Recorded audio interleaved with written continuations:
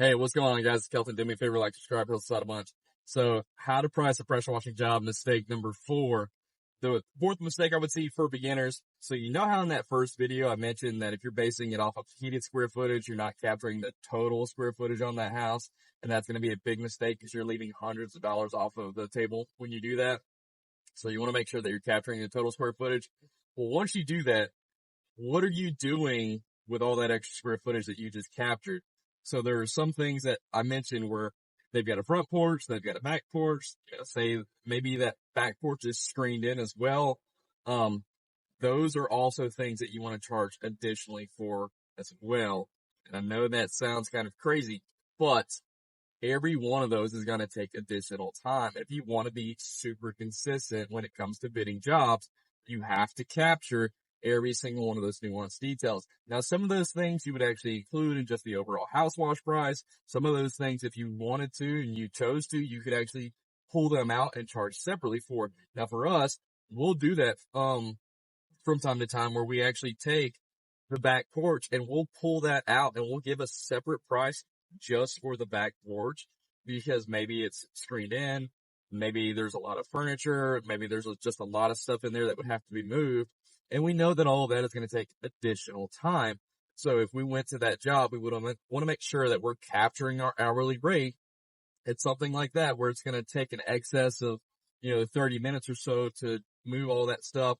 It's going to add time on there for consistency. We're just going to take that part of the house. We're going to pull it out and we're going to put it in the quote as a line item. And we're going to have that conversation with that client when we're there to do the quote to say, hey, you got a lot of stuff on the back patio. So what we'll do is we're going to give you an additional quote just for doing that part. That way, if you guys are sitting there looking at the budget, it might make sense that you just take that part off and we don't actually clean that back patio because it's screened in. It's probably not got a lot of stuff. Probably doesn't have a lot of mold and mildew on there because if they've got the fans going, that keeps moisture levels down. And if it's screened in, there's probably not a lot of bugs that have gotten in there.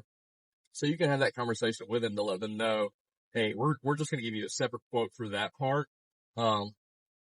And then that way, if you guys choose to do it, you'll know what it's going to cost.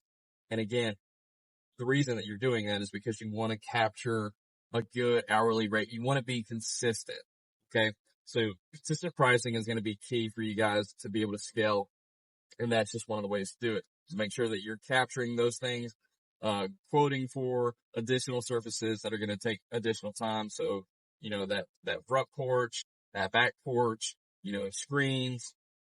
If a house has a lot of porch pillars, those are things that you're going to want to tack on just a little bit extra to make sure that you are very consistent with how long it takes you to do a job. Because eventually you want to get it to the point where okay, if I've got a $1,500 job, I know it's going to take X amount of hours to produce that. And if I know that I can squeeze in 2 or 3 of those a day, then you can start looking at that and know, especially whenever it comes to scheduling, okay, say a $3,000 day is the most that you can do for your current capacity. So if you've got $4,500 worth of work that needs to be scheduled, you can go, okay, well, I'm going to put 3,000 on this day. And then I know I'm going to need another day for this job here. So it's going to help you out with your scheduling too. Anyways, hope that helps you guys out. If you got any more questions about it? Again, it's one of the things that I'm trying to help teach guys how to do now. I'm going to put my email in the link below. You guys feel free to reach out to me and we'll start working on fixing these pricing problems. See ya.